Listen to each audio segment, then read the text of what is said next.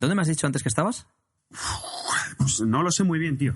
Estoy haciendo lo que he llamado me ha gustado titular, mi viaje por la Deep Spain. Estoy haciendo un tour precioso Dublín, Madrid, Valladolid, Burgos, Ciudad Real. Así que ahora mismo estoy en Ciudad Real disfrutando de las preciosas vistas de la ciudad. Yo no conozco Ciudad Real, la verdad. Bueno, no lo sé. Porque me acuerdo que cuando era chaval hice un viaje con mis padres hacia Numancia, pero eso está en Soria. Y es porque había unos chavales de mi clase que estaban obsesionados con Numancia, los numantinos, que fueron acosados por los romanos. Y bueno, hay una historia, la historia de Numancia es cojonuda para el que quiera verla. Y me lo metieron en la cabeza y me empeñé y les convencí a mis padres para ir a ver Numancia, macho. Imagina a tu padre ahí penando por las calles de Numancia. Calles de Numancia, pero que Numancia no es nada. O sea, es... Pero bueno, estuvo bien como anécdota, tío. Y siempre me acordaré de la historia de los numantinos, tío. Me acuerdo que en el colegio hacíamos unas olimpiadas en la clase de gimnasia y tal. Y había unos de mi clase que una de las pruebas era tirar de la cuerda y era 4 contra 4. Y se ponían ahí los 4 y se ponían a gritar ahí ¡por Numancia! Y se venían ahí arriba, tío. No sé, parecía esto como Asterix y Obelix, ¿no? Pero en lugar de los gabachos eran los numantinos, tío, y como si los otros fueran los romanos. Se venían arriba, tío, y por lo que fuera, pues no sé, pues me contaron la épica de Numancia y todo el rollo y quise ir a ver Numancia, que al final pues eran unas ruinas y poco más. Bonito, precioso, de verdad. Desde aquí un saludo a Numancia. Un saludo a Numancia desde aquí. Y otra Ciudad Real, que la ha dejado colar antes, pero no se ha querido entender y se ha dejado ahí.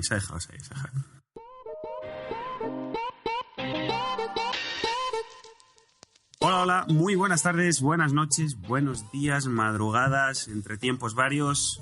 Bienvenidos al podcast Ethos. De verdad, nadie podría haber inventado una palabra diferente para este formato. Como siempre, tenemos virtualmente a mi lado a Eduardo Barrecheguren. ¿Cómo estás, Edu? Muy bien, Carlos. En Madrid de visita familiar unas semanas por Navidad. También haré escala en Zaragoza unos días, ya tengo familia allí. Y poco más, tío, aquí cada vez todo el mundo me pregunta, ¿dónde estás ahora? Tal, no sé dónde estás ahora. Joder, macho, viajas más que un tripulante de Iberia, prácticamente. Y me decía el otro día un amigo, ¿no? Me dice, ¿pero ¿y no estás cansado de viajar? Y yo, pues a veces un poquito sí. ¿Tú qué tal llevas tus viajes Deep Spain? Bien, la verdad. A mí, bueno, pues como a ti me gusta viajar, yo lo hago en un formato diferente al tuyo. Tú vas a un sitio y lo explotas. Yo estoy 2 días y tiro para el siguiente, al menos, bueno, pues de vez en cuando toca hacer eso. Pero bien, con ganas de hacer este podcast que la verdad, bueno, está teniendo muy buena acogida, no extraterrestre acogida, no nos ha empezado a escuchar toda España, pero sí empezamos a ver que las escuchas empiezan a subir y nos gusta que la gente nos haya descubierto y nos siga descubriendo, así que desde aquí muchas gracias a todos los que nos escucháis. Muchísimas gracias a todos, un saludo a la prima de Cuenca de Carlo, que ha empezado a seguirnos hace poco, y a los 4 o 5 más, ahora fuera de coñas. La verdad que apreciamos mucho que le dediquéis el tiempo a escucharnos en este formato largo y sobre todo cuando nos dejáis feedback, porque es interesante ver un poco, para nosotros saber qué os ha parecido el podcast, dónde veis ángulos que son mejorables o qué os ha gustado. Y que nos contéis un poco, pues, qué os aporta el podcast sobre todo, ¿no? Sí. Porque hoy además no hablamos de fitness o lo siento, todos aquellos que de vez en cuando nos dejan algún comentario de dejar de hablar de otras cosas, queremos solo fitness. Porque hoy volvemos a las 48 leyes del poder. Recordar que tenemos 2 partes anteriores donde tratamos las 18 leyes primeras y hoy vamos a tratar solo 2. ¿Por qué?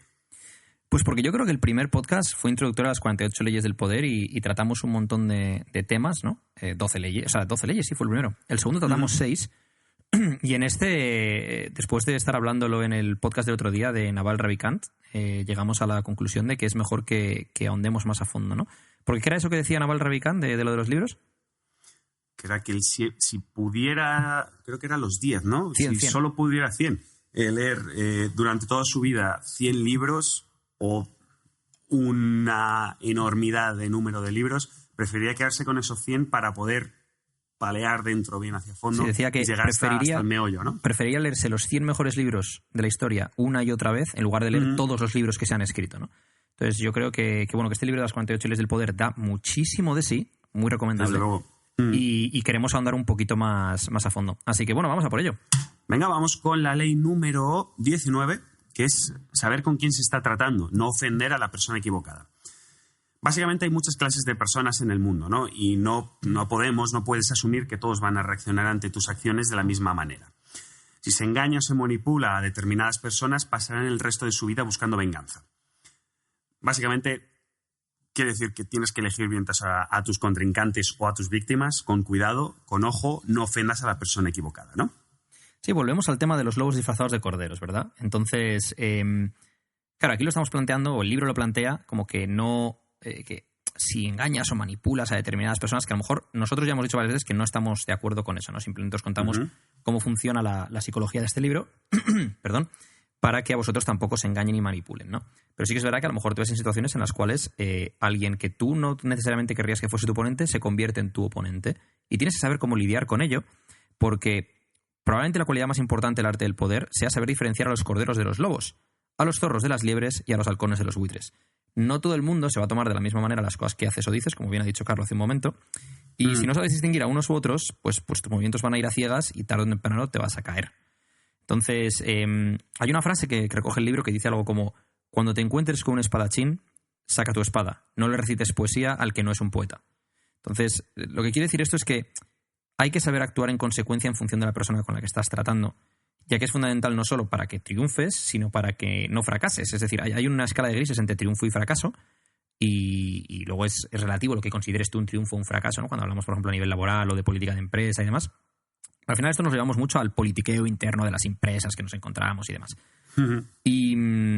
Y es importante que sepas que va a haber gente que a lo mejor cosas que tú no te tomarías a pecho se las van a tomar muy a pecho y van a atacarte por ello y van a tener un ataque a lo mejor sobredimensionado a lo que tú has hecho, en una reacción mucho mayor de lo que tú esperas que sería normal por algo que es un ataque o por algo que ellos perciben como un ataque y tú no lo consideras como tal, ¿no? Entonces hay gente que tiene la piel más fina, gente que tiene la piel más gruesa, gente que es más vengativa, gente que es menos vengativa, y es importante que sepas leer con qué gente estás tratando para no verte en problemas, ¿no?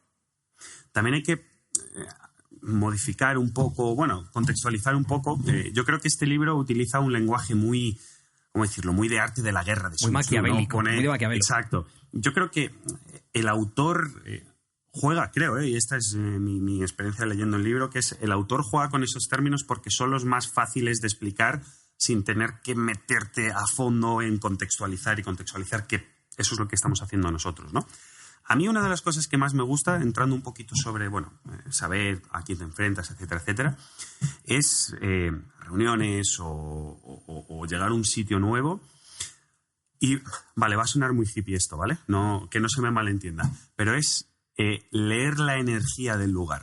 Yo creo que la diferencia sobre todo en un terreno de varios segundos, en el que en varios segundos no sabes cómo te tienes que comportar, más o menos, leer esa energía del sitio en el que entras o de esa persona te puede decir rápidamente al menos a qué punto ponerte, ¿no? Aquí hay un tema interesante, y es cuando hablamos en el anterior podcast de las leyes del poder creo que fue en el anterior de las leyes del poder, sobre la gente que su lenguaje corporal y su lenguaje verbal no encajan, ¿no? Entonces lo que dices tú yo creo que viene a ser la lectura del lenguaje no verbal, ¿no? Como hace un perro que identifica como otros perros cuando un perro mueve la cola o no mueve la cola, o la cola la lleva debajo, o las orejas. Es decir, leen el lenguaje corporal de otros animales y cómo ellos están respondiendo, ¿no? Y esto yo creo que lo puedes leer cuando entras, por ejemplo, en una sala de reuniones. Puedes incluso identificar antes de conocer a nadie, quién es el jefe, quién no es el jefe, en función de su actitud, exacto, a quién le gustas, a quién no, cómo responde la gente a las cosas que estás diciendo, ¿no? Más allá de lo que ellos digan verbalmente, si sus respuestas corporales, si sus gestos faciales, si cruzan los brazos, no los cruzan, si parecen aburridos, no parecen aburridos, si algo parece que les deja contrariados, ¿no?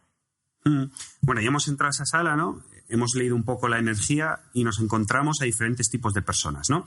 Según el libro, este listado que vamos a tocar ahora son las personas más peligrosas / difíciles. A mí me gusta más utilizar la palabra difícil que peligrosa, pero todos nos entendemos. Aunque nosotros nos hemos tomado la licencia de ponernos fancy, ¿no? Y cambiar ligeramente los nombres y las descripciones, pero bueno, para que sea un poquito más digerible. Básicamente, los tipos de personas más peligrosas y difíciles que te encontrarás en la jungla de la vida son: 1. El arrogante y el orgulloso. 2. El tremendamente inseguro. 3. El de las 1001 sospechas. 4. El reptil con memoria de elefante. Esta es tuya y esta me ha encantado. Y 5. El idiota simple. Edu. Joputa, dice esta es tuya, las 5 eran mías. Nada, a ver, fuera de coñas, ahora entraremos en la descripción de cada una de ellas. Y el motivo de que hayamos cambiado los nombres es porque queríamos que fueran nombres que os que fueran más visuales y que os recordasen bien lo que es esa persona, ¿no? El reptil con la memoria de elefante y te estás imaginando ahí ese lagarto, ¿no? Y el elefante y tal. El tipo 1, el arrogante y orgulloso, es este tipo que tiene la piel muy fina, aunque a simple vista pueda parecer que no, porque se desenvuelve como gallo en corral. Entonces tiene a lo mejor una forma de actuar un tanto a lo mejor altiva, orgullosa y dominante. Pero a veces ese tipo de gente, en cuanto perciben, que no tiene por qué ser que pase, perciben que se le está haciendo de menos, se lo toman como una afrenta importante y explotan. ¡Bum! Saltan, sí. Eso es. Entonces, cuando percibas que el orgullo y arrogancia de esa persona son elevados, ten cuidado porque le pueden cegar. Y esa persona puede que tenga reacciones brutales a lo mejor acciones que tú no considerarías ofensivas o que considerarías mínimamente ofensivas. Y esas reacciones pueden ser desmesuradas. Sí. El tipo 2, que era el tremendamente inseguro, todos nos hemos encontrado a alguna persona así, ¿no? Ese tipo de persona, bueno, en realidad es muy similar al anterior, ¿no? En lo que a la piel fina y a la seguridad en sí misma se refiere. Pero es, como decirlo, menos violenta en sus reacciones. En lugar de atacar con todo, irá minando tu reputación o posición poco a poco por la espalda, evitando confrontar directamente, ¿no? Es también un poco esa serpientilla que decíamos antes, pero de una forma diferente, ¿no? Eso es. Ese es el tipo de persona que a lo mejor se va tomando a pecho cosas que tú no consideras importantes, que tú no consideras que sean afrentas, y va en su cabeza generando esa animadversión hacia ti, ¿no? Que no tiene las pelotas, digámoslo claro, como para confrontarlo directamente. Come por dentro, entonces, ahí. eso es, le va reconcomiendo por dentro y a lo mejor si es un ambiente de empresa en el cual estáis compitiendo por un puesto de trabajo, estáis en un puesto similar, pues a lo mejor va a ir hablando mal de ti. A lo mejor lo hace incluso de forma inconsciente porque esa persona se siente atacada y no lo está haciendo con un plan en mente, pero siente que tú lo haces de menos y como que te intenta a ti hacer de menos de otra forma, ¿no? ¿Sabes lo que sería un ejercicio curioso? ¿El qué? Que todos, nosotros mentalmente, desde luego, pero todos los que estéis escuchando este podcast, en cada uno de los tipos de personas intentéis identificar una persona que conocéis en vuestra vida real e intentéis después aplicarlo en la vida real. Es decir, ver cómo juego con esto.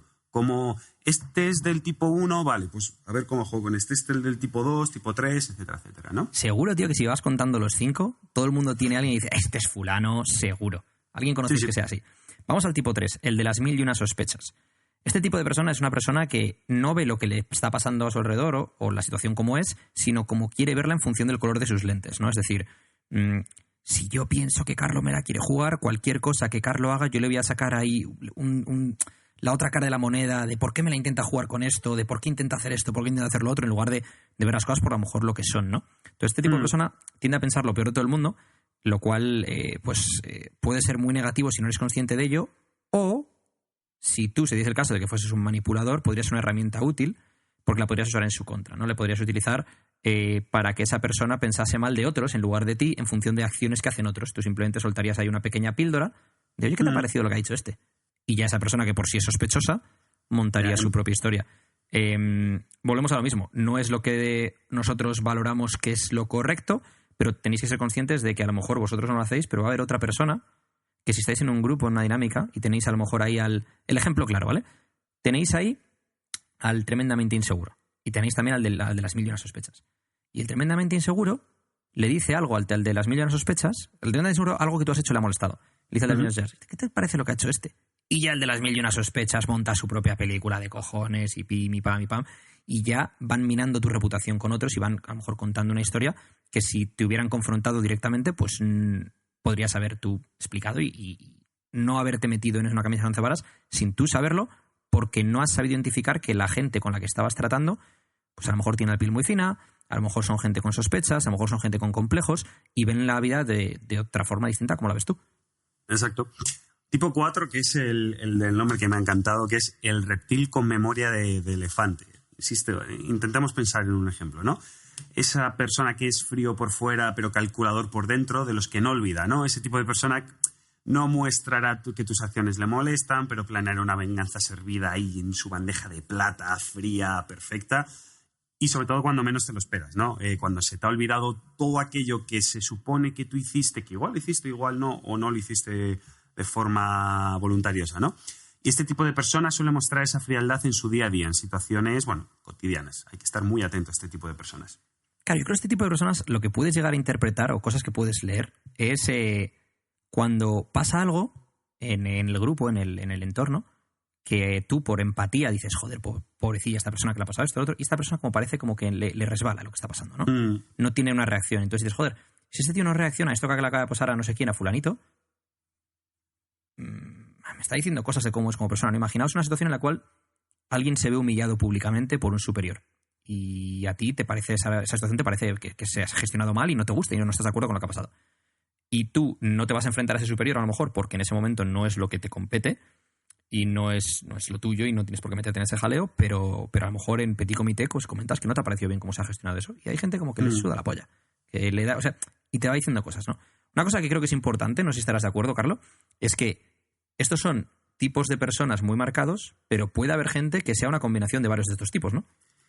Sí, de hecho, estos son como personajes, casi personajes que hemos creado o que el autor ha creado para marcar bien ciertas tendencias. Lo normal no es que alguien sea tipo 3 y se comporte solo... Bueno, aunque de hecho, por ejemplo, el tipo 4 sí te diría que es el que acabamos de hablar, el reptil con memoria de elefante, sí es un tipo de personalidad que es poco mezclada entre otras, o al menos mi experiencia me dice eso.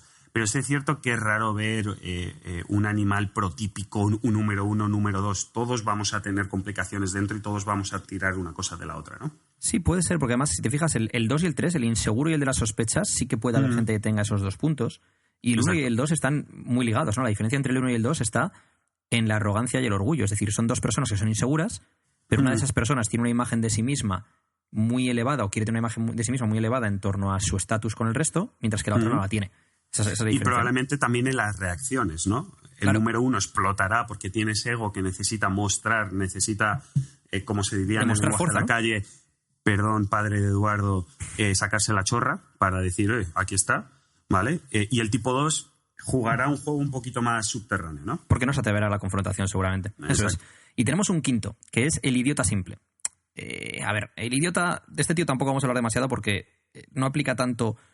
Esto no nos aplica tanto a nosotros como a los que quieren manipular a este tipo de persona, ¿no? Y evitar ser manipulados. Pero tenemos que tener una cosa en cuenta, que si te lías con un idiota y confías en él, y ese idiota no es consciente del juego que se puede estar jugando en la corte, te puede traer problemas. Es decir, si yo, por ejemplo, tengo un aliado, llamámoslo Manolito, y a Manolito yo le cuento cosas que están pasando en la corte, estamos en una misma corte, que en este caso puede ser una empresa, y él no es consciente, no entiende el juego que se está jugando, y no entiende que hay otra gente que a lo mejor son contrincantes, y él considera que todo el mundo es bueno o que todos son aliados o que tal, me puede meter a mí en un lío por compartir información que no debería compartir, ¿no?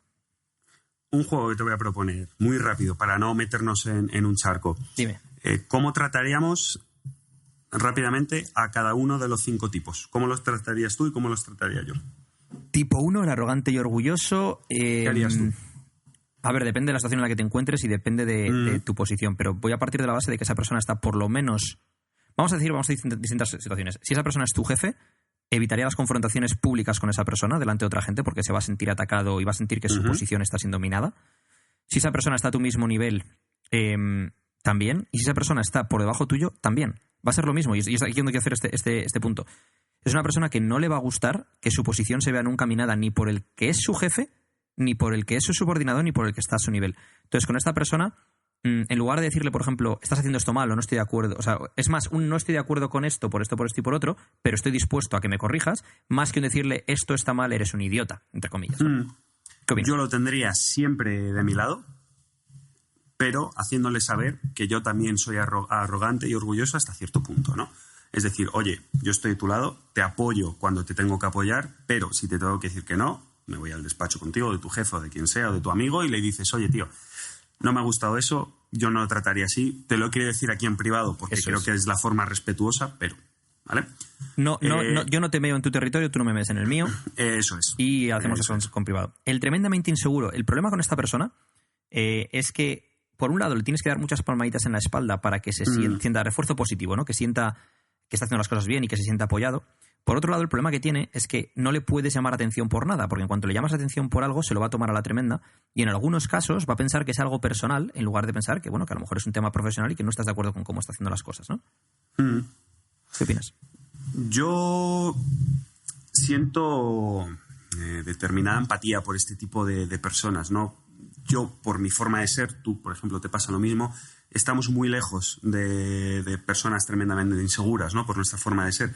Hay gente que, estando muy lejos de otras personas, lo que hacen es rechazarlas porque son débiles. A mí, por ejemplo, me generan empatía. Entonces, yo con estas personas siempre, o casi siempre, intento reforzarlas hasta donde yo veo que está bien reforzarlas, ¿no? Tampoco vamos a estar lamiendo culos de personas, ¿no? Pero un punto sí me gusta hacerlo. Es un tema complicado, estoy de acuerdo, pero es un tema complicado porque el problema que tiene esta gente es que llega un momento en el que les refuerzas más de lo que deberías en el sistema de recompensas y penalizaciones, ¿no? Es decir, si yo cada vez que tú haces algo mal te penalizo, aprendes a no hacer cosas mal. Si cada vez que haces algo bien te recompenso, te enseño a hacer cosas bien, ¿no? Y el problema con esta gente es que hay muchas penalizaciones que te las pasas por alto para que esta persona no se sienta mal, y sin embargo las recompensas sí que se las das todas para que se sienta bien. Entonces se convierte en un juego en el cual las recompensas y las penalizaciones no están equilibradas, ¿no? Es un tema complicado. En la fina línea que siempre hablamos, ¿no? Eso es. ¿Qué opinas de las 1001 sospechas? A mí esas personas personalmente me cansan muchísimo. Me desquician. Es como, Dios mío. Entonces yo con esta gente intento básicamente tratarlo todo con humor. Que es como, hombre, pero que... Hombre, no sé, venga, hombre, no es para tanto, tal, ¿no? Le podríamos haber llamado el paranoico también, ¿no? Sí. Entonces, a mí me cansan mucho, entonces intento tratar lo mínimo con ellas, y cuando lo hago intento quitarle hierro a cualquier asunto, porque cualquier asunto va a ser una sospecha, ¿no? ¿Sabes una cosa que tiene este tipo de persona que no tiene el resto? Yo creo. O al menos, por lo menos, no el 1 y el 2. El 1 y el 2 no piensan que los demás son como ellos. El de las 1001 sospechas cree que todos son sospechan tanto como ellos y juegan ese juego, porque es más paranoico, ¿no? El reptil con memoria de elefante yo creo que tampoco. Es decir, tú puedes ser arrogante y orgulloso y no pensar que el resto son así como tú, o ser muy inseguro y eres consciente de que la gente a tu alrededor no son así inseguros. Pero el que tiene muchas sospechas intenta siempre encontrar ahí 3 pies al gato. Ese seguro que piensa que el resto también son así. Sí. Y el número 4, reptil con memoria de elefante, ¿qué haces? Alejarte de gente así, tío. Es que es complicado, ¿no? O sea, en realidad alejarte de todo esto es todo lo que puedas, ¿no? Pero el de reptil con memoria de elefante, el problema que tiene es que es un poco psicópata, ¿no? En este sentido. Es decir, está jugando un juego de ajedrez, no tiene emociones de por medio y no las muestra. Y entonces es complicado, porque esta persona es difícil de adular. El primero es fácil de adular y el segundo es fácil de adular, ¿no? El arrogante y orgulloso, el tremendamente inseguro. El tercero no es fácil de adularle porque puede tomárselo como una sospecha. El reptil con memoria de elefante... procurar no ofenderle y sobre todo tener en cuenta que si una vez le has ofendido, alejarte lo más posible durante un periodo largo de tiempo o que esa persona no esté en tu esfera de influencia, porque lo que tú consideras a lo mejor una cosa menor, esa persona a lo mejor no se lo olvida en 2 o 3 años. Y te la puede devolver en un futuro, ¿no? Yo neutralidad pura y dura. Es decir, lo que has dicho tú, alejarte, ser lo más... diplomático posible, ser un Obama de la vida con él y ya está, ¿no? Por cierto, he de mencionar antes de pasar a la dieta simple que la ley 20 es no comprometerse con nadie. Entonces son 2 leyes que las hemos querido poner juntas en este podcast, solo las 2, además porque van muy ligadas, ¿no? Al no, tú no, lo que dice Carlos ahora, ¿no? La neutralidad en este sentido. No me hago del equipo del de las 1001 sospechas ni del equipo del arrogante y orgulloso, ¿no? Yo me mantengo en un equipo neutral, yo soy Suiza aquí. Eso es un tema que luego trataremos un poco más adelante en la ley 20. ¿Y el idiota simple? ¿Qué opinas del idiota simple? A mí me pasa un poco como con el tipo 2, que me despierta cierta empatía con esa persona. Entonces, muchísimo cuidado. O sea, lo que ya hemos hablado, aquí no tendría mucho. Es mucho cuidado con lo que compartes con él porque no juega juegos. Como no juega juegos, no se sabe posicionar, no tiene quizás esas habilidades sociales que debería tener, ¿no? El problema es que te puede poner en una situación de jaque. Y encima ni siquiera le puedes culpar porque el pobre no lo ha entendido. O sea, no lo ha hecho aposta siquiera. Entonces, y tampoco se lo puedes explicar, ¿no? ¿Te parece si leo... El libro tiene fábulas y historias y demás. A veces cuenta transgresiones de una ley, qué pasa cuando se transgrede esa ley y pone un ejemplo histórico y demás. Pero esas transgresiones suelen ser muy largas. Pero si os parece, puedo leer una de las fábulas que tiene el libro que me parece interesante. ¿Es un poquito de reverb o de música o plano y seco como Castilla? No sé, eso... Se lo dejamos a Nico, nuestro montador, a ver si quiere poner algo aquí ahora interesante. La fábula del cuervo y la oveja. Fábulas de Esopo, siglo VI a.C. Vale, vamos a ello. Un cuervo problemático se sentó sobre la espalda de una oveja. La oveja, en contra de su voluntad, le llevó de un lado para otro durante mucho tiempo, y al final le dijo: si hubieras tratado así a un perro, hubieras tenido de postre sus dientes afilados. A lo que el cuervo le respondió: desprecio a los débiles y me someto a los fuertes. Sé a quién puedo intimidar y a quién debo adular, y por tanto espero prolongar mi vida hasta una edad avanzada. ¿Qué te parece? Resume muy bien lo que acabamos de ver, ¿no?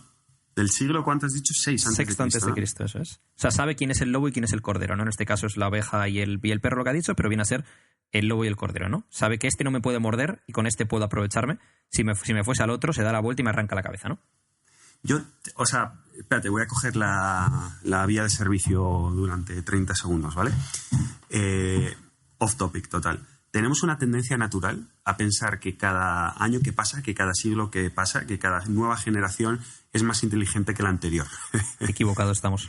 Y estamos muy, muy equivocados. Somos más efectivos, vivimos más años, pero tenemos tanta información que muy poca gente es capaz de poder crear como se creaba antiguamente, ¿no? De poder crear de cero sin información.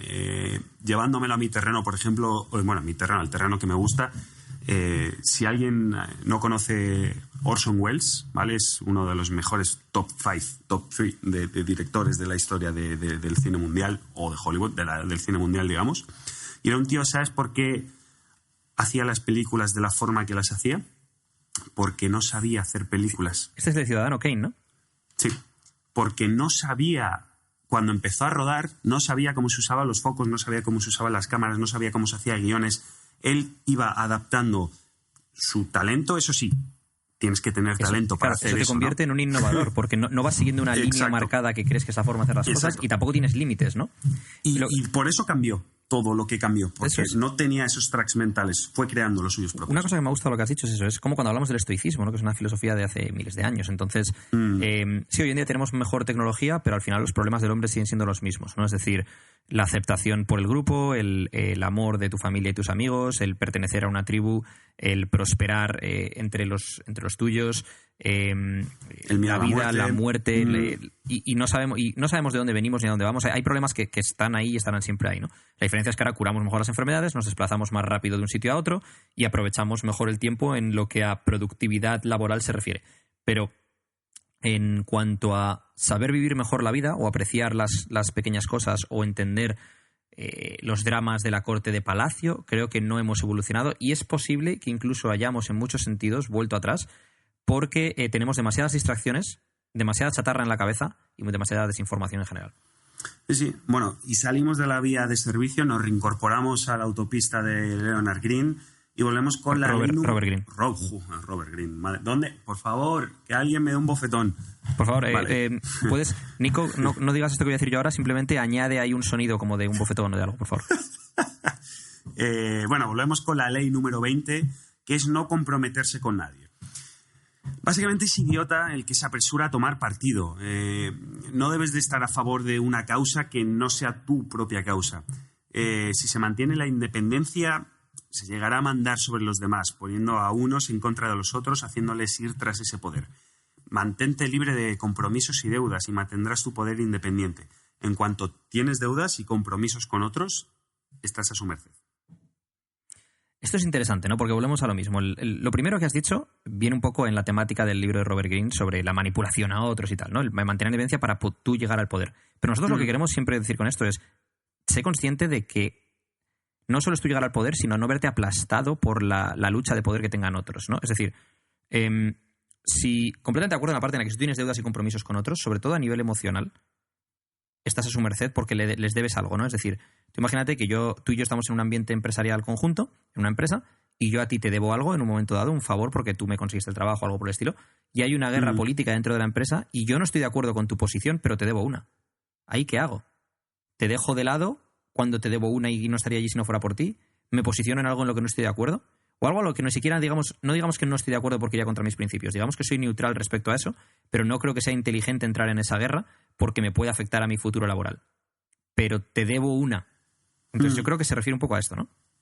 Sí, es básicamente no comprometerte con nadie, pero aceptar el cortejo de todos, ¿no? El juego de la reina virgen. Dar esperanzas pero nunca satisfacción.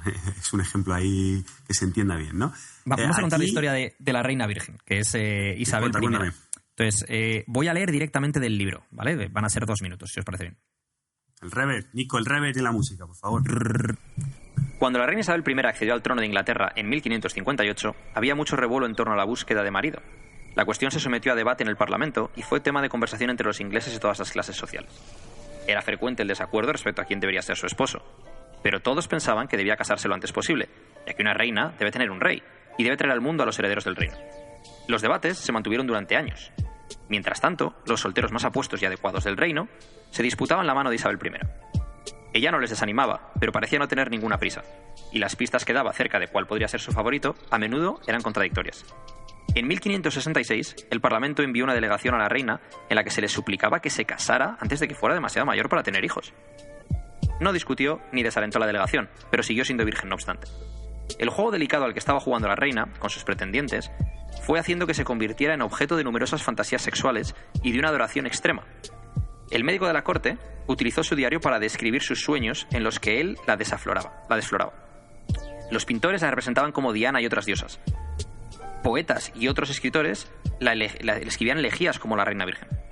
Era conocida como la emperatriz del mundo, ese Virgo virtuoso, que gobierna el mundo y hace moverse las estrellas. En una conversación con ella, sus numerosos pretendientes empleaban descaradas insinuaciones sexuales, un atrevimiento al que Isabel I no ponía ningún reparo. Hacía todo lo que podía para revolver su interés y mantenerles distanciados al mismo tiempo. Por toda Europa los reyes y príncipes sabían que un matrimonio con Isabel I, y esto es lo interesante, que un matrimonio con Isabel I sellaría una alianza entre Inglaterra y cualquier nación. El rey de España la cortejó, igual que el príncipe de Suecia y el archiduque de Austria, y ella les rechazó educadamente a todos. El gran asunto diplomático de la época de Isabel I era la revuelta a los Países Bajos flamencos y holandeses, que por entonces eran territorio español. ¿Debería Inglaterra romper su alianza con España y elegir a Francia como aliado principal en el continente, alentando por lo tanto la independencia flamenca y holandesa? En 1570 parecía que una alianza con Francia sería el camino más inteligente a seguir. Francia tenía 2 hombres apropiados de sangre noble, los duques de Anjou y Alençon, hermanos del rey francés. ¿Se casaría alguno de ellos con Isabel I? Los 2 tenían ventajas y ella mantuvo altas las esperanzas de ambos. El tema permaneció candente durante muchos años. El duque de Anjou hizo varios viajes a Inglaterra, besó a Isabel I en público e incluso le trataba con apelativos cariñosos, y ella parecía responder positivamente a sus gestos. Mientras flirteaba con los 2 hermanos, se firmó un tratado de paz entre Francia e Inglaterra. En 1582, a la reina Isabel le pareció que ya podía poner fin al cortejo. En el caso del duque de Anjou, con gran alivio, por el bien de la diplomacia, había permitido que la cortejara un hombre cuya presencia no podía soportar y al que encontraba físicamente repulsivo. Una vez que la paz entre Francia e Inglaterra estaba asegurada, abandonó el pegajoso duque con toda la delicadeza que pudo. Para entonces era demasiado mayor para tener hijos, de modo que pudo vivir el resto de su vida como ella quiso y murió como la reina virgen. No dejó un heredero directo, pero reinó durante un periodo de paz incomparable y de gran fertilidad cultural. ¿Qué ocurre aquí?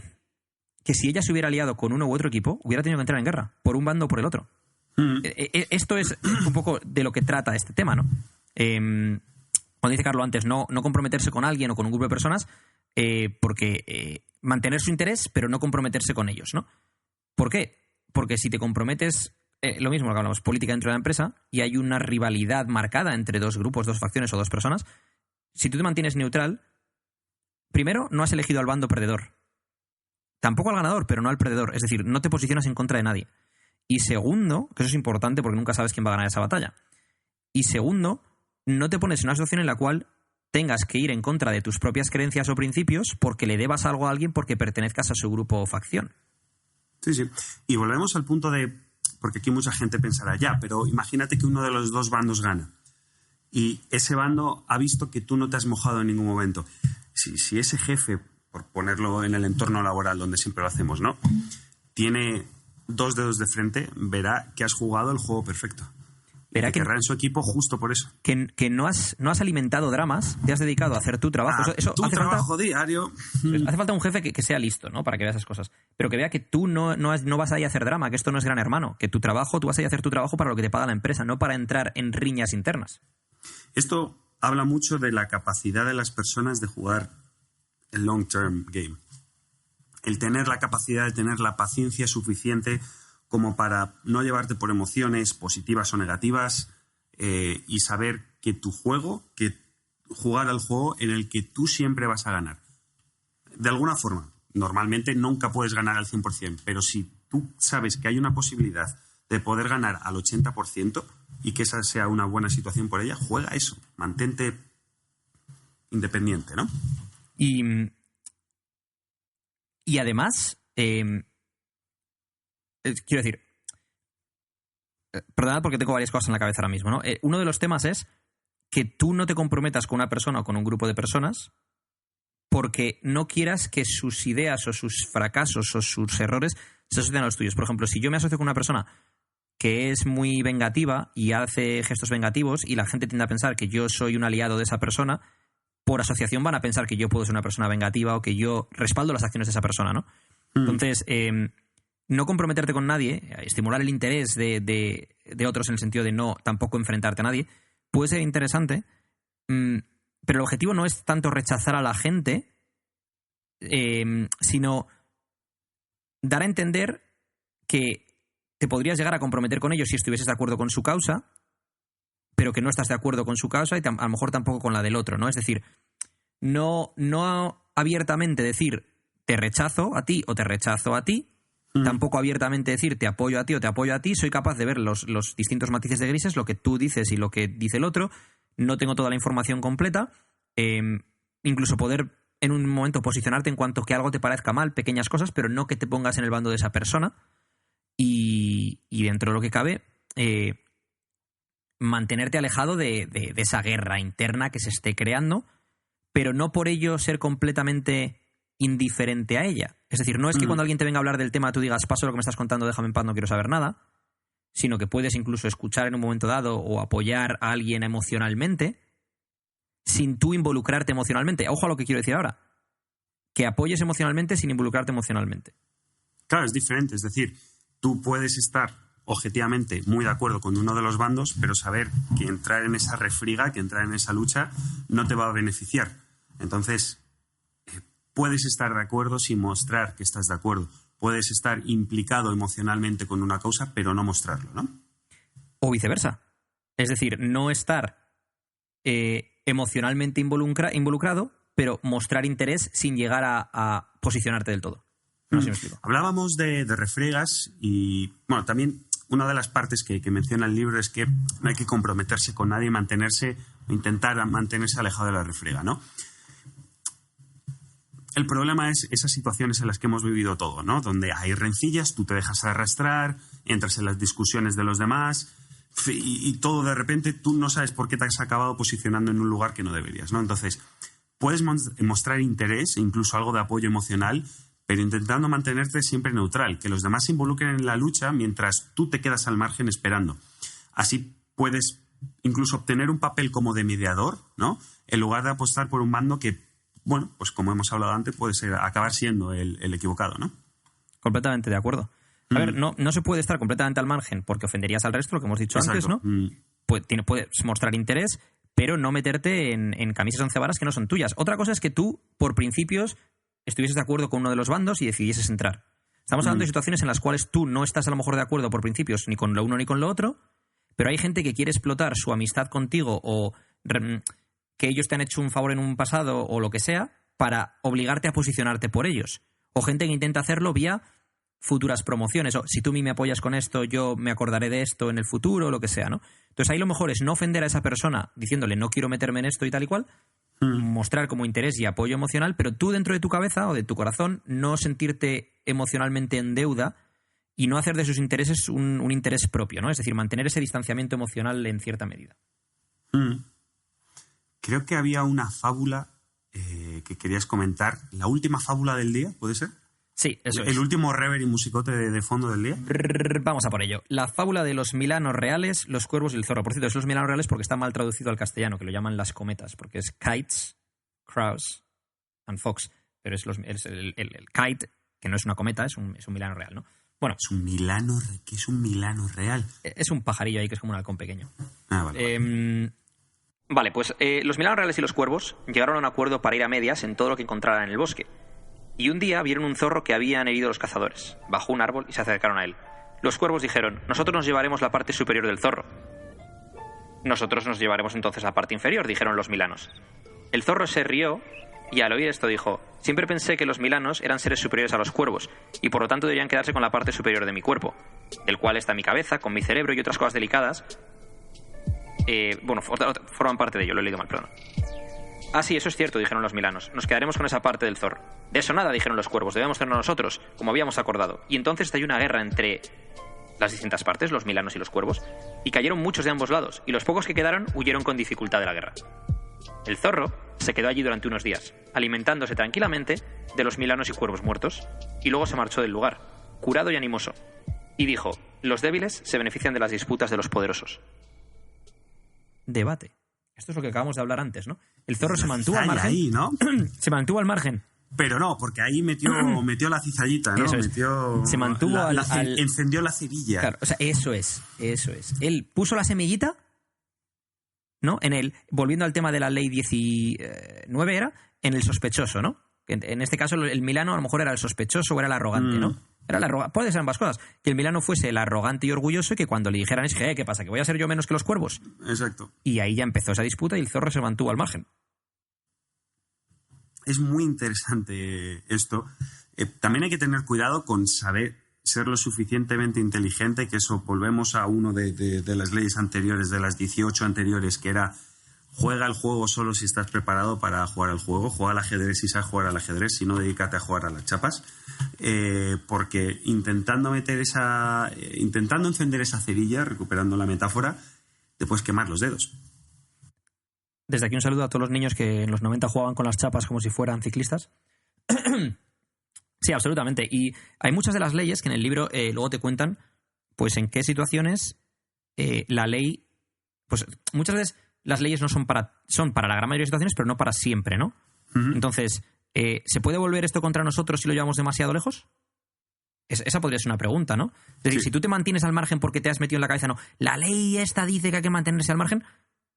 Ojo, evalúa la situación bien, lo que dice Carlos es aprende a evaluar la partida de ajedrez que se está jugando y a lo mejor tienes que mover ficha. No porque la ley diga que nunca la muevas, habrá momentos en los que haya que moverla. Sobre todo porque siempre en este podcast, ya hablemos de fitness, de filosofía o de lo que sea que hablamos, nos habréis escuchado decir mucho lo del gris. Y esto se aplica aquí. Es decir, no todo es blanco, no todo es negro. De hecho, lo normal es que nada en la vida sea blanco y negro. Entonces, se evalúa la situación y toma una decisión contando con los grises, contando que esa situación va a poder tener diferentes matices y contextos y vas a tener que aprender a hacerlo. Y, de hecho, es parte de lo bonito de esto, ¿no? El empezar a utilizar poco a poco, por eso lo hacemos, ¿no? El saber... ¿cómo diríamos? Ver, ¿no? Situaciones que se aplican en el día a día. Mira, esta es como la ley no sé cuántas, ¿no? Vale, ¿cómo voy a actuar con eso? Y empezar a hacer ese fallo-error, que ojalá sean más errores que fallos, para poder evolucionar como persona, ¿no? Al final, la escala de grises y el depende, ¿no? Que son nuestras palabras favoritas. Y es, tú imagínate en una partida de ajedrez que las fichas se han movido ya, ha habido 4 o 5 jugadas, y yo te digo, ¿cómo moverías esta ficha? Solo mirando cómo están posicionadas las fichas de todo el mundo, ¿vale? Las piezas, perdón. Y a lo mejor tú dirías, pues depende, estoy jugando contra Dios, estoy jugando contra Kasparov. Eso sería la ley anterior, ¿no? A lo mejor las piezas están puestas de una determinada forma, pero depende del jugador que tengas enfrente, pues las moverías de una forma o de otra, depende de cómo esa persona vaya a jugar el juego, si es que lo va a jugar, ¿no? Y eso dando por hecho que estuvieses jugando al juego, ¿no? Pero aquí tenemos que ver también el tema de que si tú nunca te posicionas, si tú quisieras seguir esta ley al máximo, no, yo siempre me mantengo al margen, puedes llegar a generar desconfianza. O sea, que la gente diga, este tío está jugando su propio juego porque nunca se posiciona ni por un bando ni por otro y está intentando escalar. O sea, está haciendo en su propia ladera o escalera del poder, está jugando a lo suyo y no... O sea, te conviertes tú en el calculador, ¿no? En la serpiente con memoria de elefante, ¿no? De cara a los demás. A mí personalmente... yo me veo muy reflejado en esta ley. Yo soy muy suiza en ese aspecto, ¿no? Yo siempre me intento mantener neutral y sacar tajada de ella. Solo me intento mantener neutral. Pero sí es cierto que me gusta también jugar un juego que ya lo hemos nombrado aquí, que es ser el abogado del diablo. Es decir, imagínate que tú eres el bando A y yo soy el bando neutral, ¿no? Tú eres Francia en la guerra y yo soy Suiza. pues yo me voy a acercar y me vas a contar tus problemas que tienes con Alemania y yo te voy a decir, entiendo lo que estás diciendo, pero me gustaría que te intentaras poner los pies de Alemania porque fíjate esto y lo otro. Por tanto, a mí, y es algo que yo utilizo mucho en la vida, que es ser ese abogado del diablo, es, mira, te entiendo por una parte, pero también entiendo a los otros por otra parte, estoy interponiendo como mediador. Yo eso lo he hecho mucho y me ha jodido mucho cuando luego no lo han hecho por mí. Es decir, yo eso me he visto en situaciones de, imagínate, yo ser Suiza, interpelar con Francia sobre Alemania o con Alemania sobre Francia, intentando hacer que se entendiesen, y a lo mejor en un momento dado, más tarde, yo siendo Suiza he tenido un problema con Italia y Francia podía haber interpelado y sabiendo cómo yo he actuado en el pasado y Francia ha aprovechado tu momento de debilidad para clavártela donde más te duele, ¿no? Esto es de lo que trata el libro, sobre todo, de aprender a que no os pasen ese tipo de cosas, más que de aprender a vosotros pegar la estocada, aprender a que no os peguen la estocada, ¿no? Sí, exacto. Por cierto, a los ofendiditos de la historia ya sabemos que Suiza no jugó un papel importante en la Primera y en la Segunda Guerra Mundial, ni que ejerció como de mediador diplomático. Esto es simplemente un ejemplo, ¿vale? No os enfadéis, no pasa nada. Pues yo creo que con esto ya hemos cubierto las dos leyes de hoy y yo creo que para terminar el podcast lo único que puedo decir es que me has enganchado a Todopoderosos, tío. Estoy... Sí. Me lo pongo ¿Sabes lo que me pasa? Que estoy ya... Es que volvemos a lo que hablábamos antes de reescuchar aquello o releer aquello. Me los estoy volviendo a escuchar por segunda vez todos, tío. Pero eso lo haces luego para tener buena conversación en las fiestas, ¿no? Cuando hable alguien de Scorsese, tú ya empiezas a soltar ahí, empiezas a tirar ahí de información de Scorsese que te ha dado, ¿cómo se llama? Rodrigo Cortés, ¿no? Rodrigo Cortés, sí, señor. Y le empiezas a dar... A mí el que me gusta mucho como habla ahí es Juan... ¿Cómo se llama? Juan Gómez Jurado, sí. Juan Gómez Jurado. El tío... Luego hay otro que le mete cizaña siempre ahí como... Sí, son... pero... Bueno, tienen ese jueguecito de sí, como el otro como que le viene a decir que no sea repelente con algunos de los datos y tal, ¿no? Pero exacto. El otro día como fue... El tío tiene un cerebro... La maniobra Butakov. Y tuvieron ahí una con la maniobra Butakov y tal. Exacto. Y estuvo gracioso. Pero la verdad que me está gustando bastante, tío. De momento he escuchado solo los de las Guerras de las Galaxias. Porque me interesaban. Escucharé luego probablemente Scorsese porque me interesa también y a partir de ahí iré viendo. Pero 3 horas de podcast muy ameno. Parece que estamos haciendo publicidad aquí a través del podcast de estos. Pero 3 horas de podcast cada podcast, pero muy ameno. La forma de llevar la conversación es interesante y además de eso, con muchísimos datos de mucho interés, ¿no? Sí. Y chicos, si queréis dejarnos podcasts que vosotros escuchéis de cualquier temática, de hecho, por favor, ponernos de cualquier temática salvo de fitness, por favor, os lo pedimos, para que podamos, pues ver cosas nuevas y aprender cosas nuevas. Lo esperamos en los comentarios, igual que comentarios sobre el podcast de hoy, que ha sido corto en nuestra sección de corto, que sigue siendo largo en la sección de podcast normales, ¿no? Pero... Bueno, a ver, realmente depende de los podcasts que escuche la mayoría. O sea, yo los podcasts que escucho no suelen ser de 2 horas y media, 3, ¿eh? Los que escucho yo, como de Joe Rogan, el de Tim Ferriss o este en concreto de Todopoderosos, ¿no? Pero sí que es verdad que hay gente que hoy en día hace mini podcast, ¿no? De 5 minutos o de 7 o de 20 o de... Sí. Yo es que cuando empezamos a calentar motores a partir del minuto 30, entonces... Ahí es cuando las neuronas empiezan a hacer interconexiones con otras. Sí, lo que pasa que yo creo cerebro, ¿no? que el más largo que hicimos fue el de Javi, ¿no? Con 1 hora y 20. Sí. Yo creo que si lo hubiéramos alargado un poco más, hubiéramos cortocircuitado. Todavía no estamos ahí. Claro, pero también al ser 2 o como máximo 3 es normal que la conversación empieza a girar en círculos sin llegar muchas veces a un porqué, ¿no? Ya simplemente porque exponer información. Tenemos que empezar a hacer, tío, como en la radio. Hablamos de no sé qué y metemos una canción de por medio. Y luego, no sé qué, oye, 3 horas hacemos ahí de programa. Cancioncita por aquí, cancioncita por allá. Yo ya te dije sobre producir el programa y me dijiste que tú querías un podcast de charlita, ¿eh? Yo eso te lo dije al principio. Bueno, pues podríamos probar uno ahí, metiendo canciones ahí de repente, ¿eh? Bueno, y desde aquí vamos a meteros ahora esta canción de Bob Dylan, que nos trae algunos recuerdos de... No, bueno, ¿sabes la que podríamos poner, no? Que encaja perfectamente con nosotros. Jarabe de palo depende. Bueno, pues desde aquí os vamos a poner ahora Jarabe de palo. ¿Te imaginas? Depende. No, de verdad, lo digo de verdad. Os vamos a poner... Los royalties, ¿qué pasa, macho? ¿Quién ¿Sí? paga? Joder, tío.